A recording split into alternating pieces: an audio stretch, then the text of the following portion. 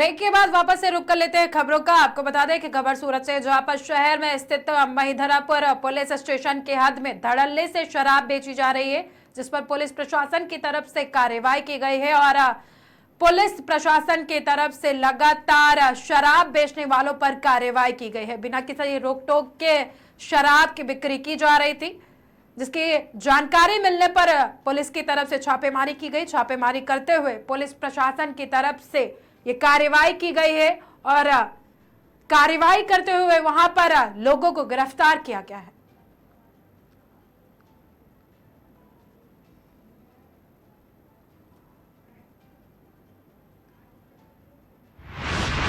बढ़ते हैं अगली खबर की ओर। अमेठी से खबर आपको बता रहे हैं, जहां पर जिले के पुलिस पर पीड़िता ने बेटे को फर्जी मुकदमे में फंसाने का आरोप लगा दिया है। आपको बता दें कि अमेठी से खबर बता रहे हैं, जहां पर पुलिस पर अब सवालिया निशान खड़े हो गए हैं। फर्जी मुकदमे में आरोपी को फंसाने का गंभीर आरोप लगाया गया। थाने में कोई सुनवाई न होने से थक हार कर पीड़ित के विधवा मां मुसाफिर खाना क्षेत्र अधिकारी के कार्यालय पहुंचकर न्याय की गुहार लगाई है। क्षेत्र अधिकारी ने निष्पक्ष जांच का भरोसा दिया है। वही पीड़ित की मां ने भले सुल्तान शहीद स्मारक के दरोगा पर घूस लेने का गंभीर आरोप भी लगाया है।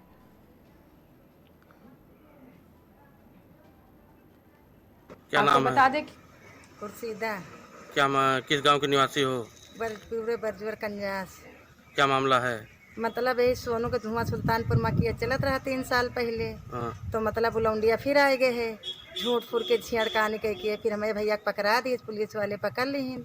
वहाँ के बाद 30,000 रुपया पुलिस वाले लीन।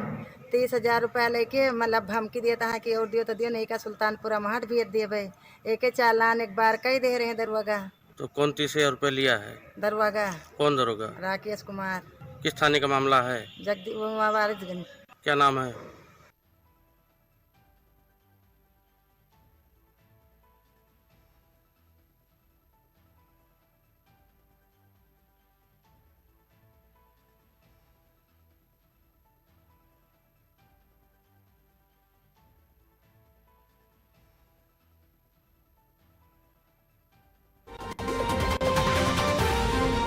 बढ़ते हैं अगली खबर की ओर। अमेठी से खबर आपको बता रहे हैं, जहां पर केंद्रीय मंत्री स्मृति ईरानी ने राहुल व रॉबर्ट्स वाड्रा पर जुबानी हमला किया है। बता दें कि स्मृति ईरानी ने कहा कि कांग्रेस की कार्यकर्ता अब जीजा जी को मांग रहे हैं।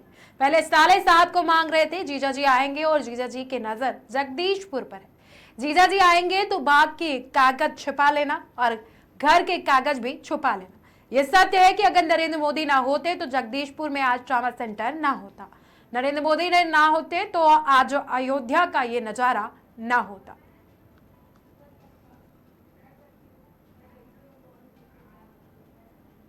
रुक कर लेते हैं अगली खबर का। आपको बता दें कि खबर वृंदावन से है, जहां पर श्रीधाम वृंदावन के अनाज मंडी स्थित बड़े दाऊजी महाराज मंदिर में चैत्र पूर्णिमा के पावन अवसर पर दाऊजी महाराज का भव्य श्रृंगार और फूल बगले का आयोजन किया गया। बता दें कि दाऊजी महाराज को श्वेत वस्त्र धारण कराए गए और कार्यक्रम की जानकारी देते हुए मंदिर सेवायत दीपक गोस्वामी ने बताया कि आज के दिन दाऊजी महाराज ने रास रचाया था और नाग कन्याओं के साथ श्रीधाम वृंदावन में रास रचाने के कारण आज बलदेव रास पूर्णिमा मनाई जाती है।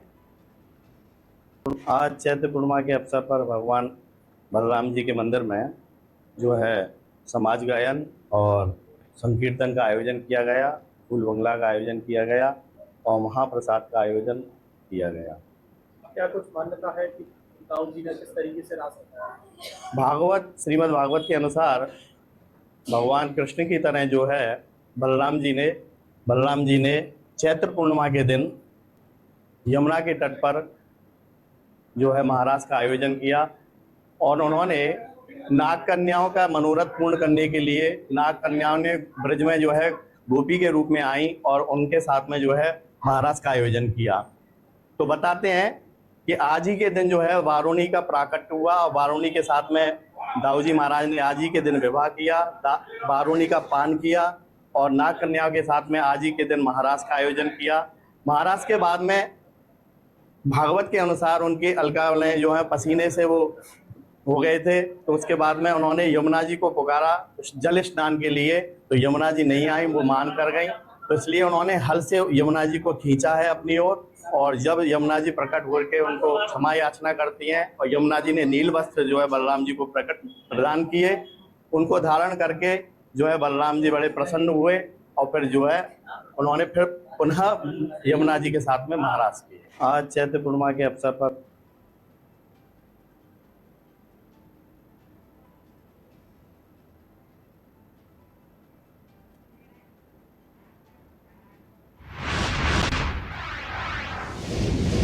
फिरोजाबाद से खबर आपको बता रहे हैं, जहां पर दूल्हे की हरकतों से नाराज होकर दुल्हन ने शादी करने से इनकार कर दिया है। इनकार करते ही बारातियों में हड़कंप मच गया। बता दें कि दुल्हन का आरोप है कि दूल्हा गाली गलौज के साथ दहेज की मांग कर रहा था। लड़की पक्ष का कहना है कि लड़का और लड़के के तरफ वाले घोड़ी और बैंड बाजा तक बारात में नहीं लेकर आए थे। अब दुल्हन के इनकार करने के बाद दूल्हा जो और उनके घर वाले जो हैं वो काफी परेशान है और समझौता करने में लगे हुए हैं। थाना शिकोहाबाद पुलिस ने मौके पर पहुंचकर घटना की जानकारी ली। फूलवती, क्या घटना हुआ है जो आपकी शादी नहीं हो रही है? ये लोग उदम कर रहे थे बस। फिर क्या हुआ? किस बात को लेकर? गाली देने लगे। किस बात पर विवाद हुआ? बैंड का मारा। बैंड के लिए? फिर आपने क्या कंगन वगैरह तोड़ दिया, क्या कर दिया है? वो तो मैंने अभी उतार दिया। क्यों? ऐसे कॉल नहीं। तो शादी नहीं कर रही हो? अब आप शादी नहीं करेंगे? नहीं भाई, मैं नहीं कर पाऊंगा जी। एक दिन नहीं, रोज के आइए, रोज गाली दे दें तो भाई मैं वो घोड़ी की बात थी तो घोड़ी घोड़ी का एक्सीडेंट हो गया था तो घोड़ी आ नहीं पाई है। तो क्या हुआ, इन लोगों से हम लोगों ने पूछा था कि बताओ फिर कैसे मतलब बड़ा चढ़ा ना। घोड़ी वगैरह हम लोगों ने देखी हुई थी सुखाबाद में जाके, तो घोड़ी मिली नहीं है। इनके परिजनों का आरोप है कि आप दहेज के लिए परेशान कर रहे हैं, इसलिए दहेज की वजह से शादी नहीं कर रहे हैं। ऐसा कुछ नहीं है, अब सब बनाया है।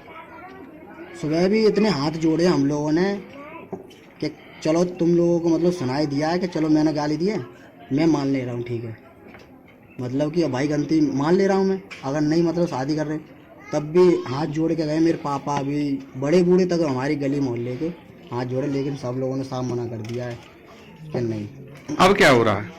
अब क्या है, बस साफ मना ही कर दिया था भाई, चले गए। रात से सुबह होगी तो अब ये दोपहर भी होगी, देख लो। पुलिस भी आई हुई है? पुलिस भी, हाँ। फूलवती, क्या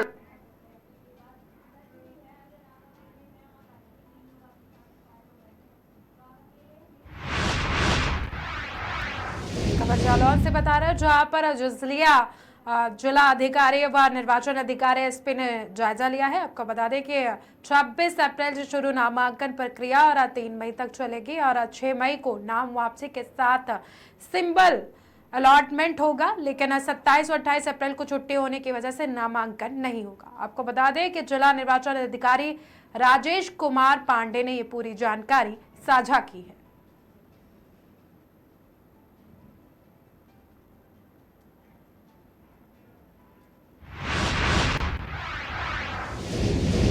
रुक कर लेते हैं अगली खबर का। आपको बता दें, खबर जालौन से, जहां पर कोतवाली पुलिस और यूपी एसटीएफ की संयुक्त कार्रवाई में 50,000 का इनामी बदमाश गिरफ्तार किया गया है। आपको बता दें कि विगत 21/12/2023 को एटा थाना पुलिस ने एटा टोल प्लाजा के पास एक ट्रक कंटेनर में 2100 किलो संदिग्ध मांस बरामद किया था और प्रपत्रों की जांच में फर्जी कुट रचित दस्तावेज और अवैध तरीके से परिवहन को लाया जाना पाया गया था, जिसके बाद उक्त वाहन को पुलिस ने कब्जे में लेते हुए कार्रवाई की थी। संदिग्ध मांस को पशु चिकित्सा अधिकारी द्वारा सैंपलिंग कराकर परीक्षण के लिए भेजा गया था। बता दें कि परीक्षण रिपोर्ट में खुलासा होने के बाद पुलिस प्रशासन की तरफ से कार्रवाई की गई है।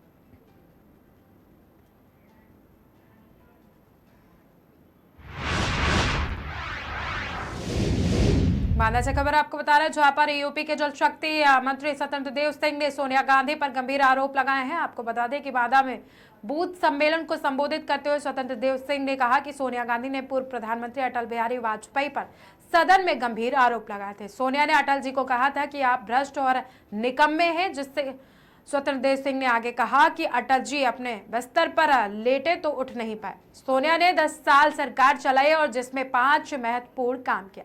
सरकार बनते ही शंकराचार्य की गिरफ्तारी कराई, राम सेतु और राम को नकारा, मुस्लिम आतंकवाद के बराबर हिंदू आतंकवाद को जोड़ा, मठ मंदिरों में टीका लगाकर जाना लोगों ने छोड़ दिया। ऑफिस में टीका लगाकर जाने वाले लोगों में डर था और डराते थे।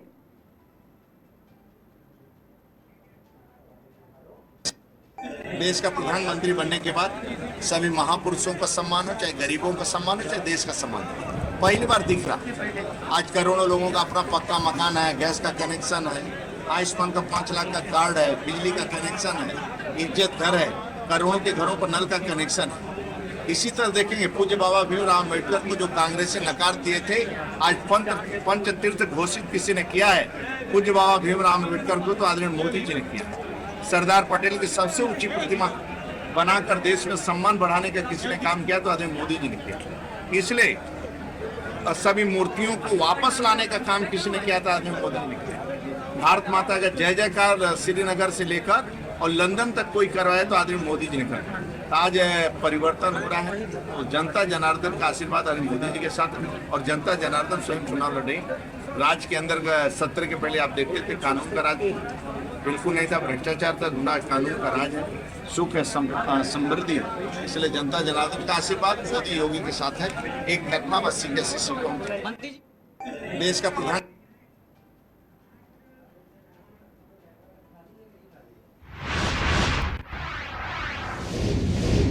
अमेठी से खबर आपको बता रहे हैं, जहां पर बिजली विभाग की बड़ी लापरवाही सामने आई है। बता दें कि रिश्तेदारी में आए युवक के ऊपर बिजली का तार गिरने से परेशानी सामने आई है, जिसके बाद ग्रामीणों ने बिजली का तार कुल्हाड़ी से काट कर रास्ते से हटाया। हालांकि बड़ी मुश्किलों से युवक की जान बचाई गई है। साथ ही बिजली का तार टूटने से गेहूं के खेत में आग लग गई। बताते चले कि कई सालों से लकड़ी की बल्ली के सहारे बिजली का तार लटक रहा था और कई बार शिकायत होने के बाद भी बिजली विभाग की तरफ से कोई कार्यवाही नहीं की गई। और आपको बता दें कि मामला कमरौली थाना क्षेत्र के मोहना पावर हाउस के ग्राम सिंदुरवा का है, जहां पर बिजली का तार टूटने से यह हादसा हुआ। भैया ये लाइट वाले के लापरवाही से टूटा है जी। उन लोग को बताया जा रहा है तो लाइट को इतना ध्यान नहीं दे रहे हैं। ये देखो लकड़ी का खंभा कितने दिनों से लगा था ये लकड़ी का? ये लगभग 3 साल हो गया। तो कैसे गिरा था? ये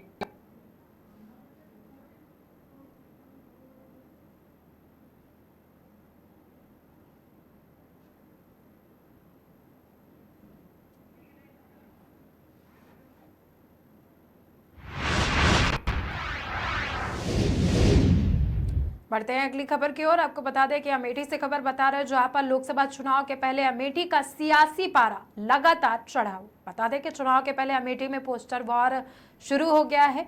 जानकारी के मुताबिक रॉबर्ट वाड्रा के अमेठी से चुनाव लड़ने की मांग की गई है, जिसके बाद अमेठी और गौरीगंज कांग्रेस कार्यालय के बाहर पोस्टर लगाए गए हैं और कांग्रेस कार्यालय और आसपास के खंभों पर भी पोस्टर लगाए गए हैं।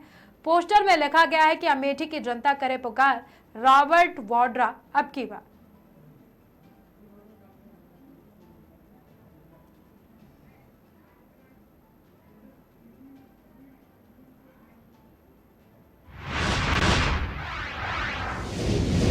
रुक कर लेते हैं अगली खबर का। आगरा से खबर आपको बता रहा है, जहां पर प्रधानमंत्री नरेंद्र मोदी 25 अप्रैल को आगरा के कोठी मीना बाजार मैदान में भाजपा प्रत्याशियों के समर्थन में जनसभा करेंगे। जानकारी के मुताबिक भाजपा और प्रधानमंत्री के लिए कोठी मीना बाजार मैदान लकी रहा है।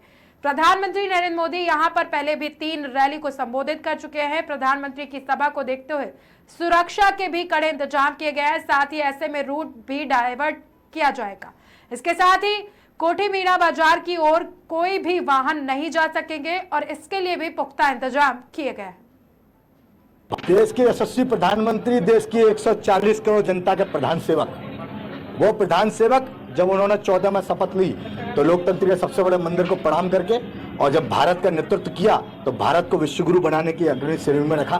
भारत आज 5वें स्थान पर जीडीपी ग्रोथ में है और भारत उन्हीं के नेतृत्व में एक समृद्धशाली भारत, एक सुरक्षित भारत, एक मजबूत भारत की परिकल्पना जो हमने की थी वो सार्थकता होने जा रही है। और जब यहाँ नरेंद्र मोदी जी 25 तारीख को आएंगे तो निश्चित तौर पर आप समझिएगा वो राष्ट्रवादियों की वो फौज, भारत माता को विश्वगुरु बनाने की वो फौज, वो नरेंद्र मोदी जी के स्वागत में जो अगुवाई होगी तो यहाँ से संकल्प लेकर जाएंगे। और भारत के अंदर 400 पार का नारा जो भारत की जनता ने दिया है, भारत के अंदर 400 पार का नारा जो भारत माता के उन रणबांकुरों ने दिया है, जो भारत को विश्वगुरु बनाने की बात करते हैं, भारत माता को परम वैभव तक पहुंचाने की बात करते हैं, उनके स्वागत के लिए आगरा उमड़ रहा है। आगरा तैयारी कर रहा है अपने नेता, अपने ऐसे प्रधान सेवक के स्वागत की।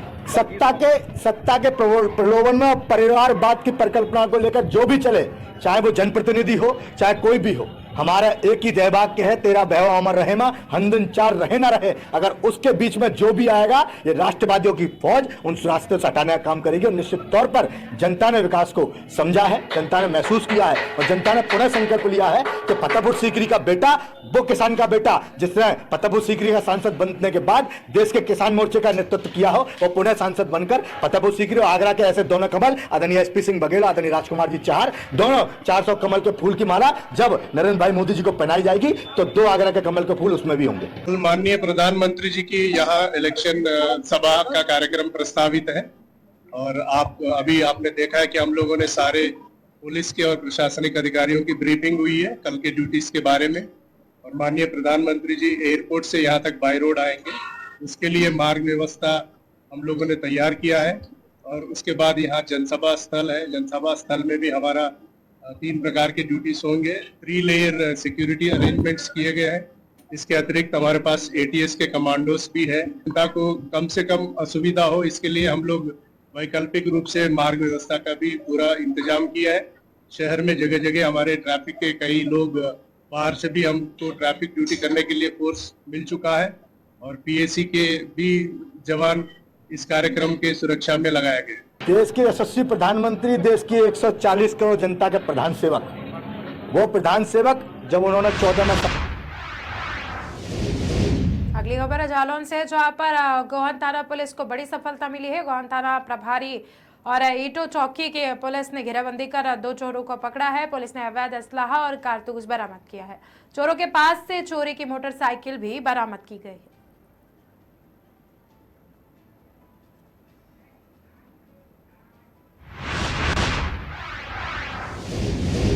राजधानी लखनऊ से खबर आपको बता रहे जहां पर लोकसभा सामान्य निर्वाचन 2024 और विधानसभा उप निर्वाचन 2024 में पोलिंग प्रतिशत बढ़ाने के संबंध में महत्वपूर्ण प्रेस वार्ता की गई। इस मौके पर लखनऊ जिलाधिकारी और मंडल आयोग और अन्य अधिकारी उपस्थित रहे। लखनऊ में 26 अप्रैल से नामांकन की प्रक्रिया प्रारंभ होगी और 20 मई 2024 को वोटिंग होगी। यहाँ पर लखनऊ लोकसभा, मोहनलालगंज लोकसभा के सामान्य निर्वाचन है और 173 विधानसभा के उपचुनाव हैं। इनकी सभी की वोटिंग 20 मई को लखनऊ में होगी। सुबह 7 बजे से शाम को 6 बजे तक वोट डाले जाएंगे। आज यहां हमने LDA के सभागार में सभी अधिकांश रेजिडेंट वेलफेयर एसोसिएशंस को बुलाया हुआ है, उनके रिप्रेजेंटेटिव्स आए हैं। लखनऊ में किस प्रकार से वोटिंग परसेंटेज बढ़ाई जाए इसके संबंध में उनके साथ चर्चा भी हुई। उनसे बहुत सारी चीजें डिस्कस करनी है, उनको किस प्रकार से वोटर्स को अवेयर करना है, किस प्रकार से मोटिवेट करना है, उस पर हम लोगों ने अभी चर्चा की है। और हम लोगों का उद्देश्य है कि लखनऊ शहरी क्षेत्र में और लखनऊ ग्रामीण क्षेत्र में बहुत अच्छा मत प्रतिशत निकल कर आए 20 तारीख को। उसके लिए जो भी तैयारियां जिला प्रशासन को करनी है वो हम लोग कर रहे हैं, लेकिन सामाजिक तौर पर जो स्वीप की एक्टिविटीज हैं और जो दूसरे सेक्शंस का सहयोग जिला प्रशासन को वांछित है, उसके संबंध में हम लोग कार्यवाही कर रहे हैं। पिछली बार जब 2019 के चुनाव हुए थे उसमें 35 लाख वोटर्स थे लगभग, उसमें से लगभग 15 लाख वोटर्स ने अपने मताधिकार का प्रयोग नहीं किया था। ये उदासीनता या इनर्शिया को तोड़ने के लिए हम लोग डिफरेंट स्ट्रेटजीज बना रहे हैं और हमको उम्मीद है कि इस बार लखनऊ में पिछली बार से काफी अच्छा मत प्रतिशत होना चाहिए। इसके लिए जो RWAs हैं उनके सजेशंस भी हम लोग ले रहे हैं। जो ऐसे कारक हैं जिनकी वजह से मतदान का प्रतिशत कम होता है, उन कारकों को, उन कारणों को दूर करने का प्रयास किया जाएगा। और अभी जैसा मैंने आप सभी लोगों के सम्मुख ये बताया कि कोई भी वोटर अपना नाम वोटर लिस्ट में सर्च कर सकता है। इसके लिए इलेक्शन कमीशन के द्वारा पोर्टल की व्यवस्था की गई है। पोर्टल की साइट है voters.eci.gov.in। इस पर जाकर कोई भी वोटर अपने वोटर लिस्ट में होने या ना होने का पता कर सकता है। वो वोटर लिस्ट में किस सीरियल नंबर पर है, किस बूथ पर है, ये पता कर सकता है। और उसके BLO का, उसके ERO या SDM का मोबाइल नंबर क्या है, ये भी पता कर सकता है। तो इस पोर्टल पर जाकर सभी वोटर्स से मेरा आग्रह है कि अपने आप वोटर लिस्ट में अपने को सर्च कर लें कि किस बूथ पर क्या सीरियल नंबर है, और उसी से जब डिटेल्स में जाते हैं तो वोटर इंफॉर्मेशन स्लिप भी आप लोग निकाल सकते हैं। प्रशासन की ओर से जो इलेक्शन कमीशन के निर्धारित समय सीमा है उसके अंदर वोटर पर्चियां भी भेजी जाएंगी, लेकिन लोग वोटर्स अपने आप भी इन स्लिप्स को या इस इंफॉर्मेशन को निकाल सकते हैं। इसकी अधिक से अधिक वोटर्स में अवेयरनेस पहुंचे, वहां जागरूकता हो इसके संबंध में, और वो उदासीनता को तोड़ते हुए उत्साह के साथ 20 मई को मताधिकार का प्रयोग करने के लिए बूथ पर पहुंचें, इसकी पूरी व्यवस्थाएं की जा रही हैं। अभी 26 अप्रैल से जो नामांकन की प्रक्रिया प्रारंभ होगी, इसके बाद अलग अलग डेट्स में जो जो कार्यवाहियां होनी हैं वो प्रशासन ने पूरी तरह से तैयारी कर ली।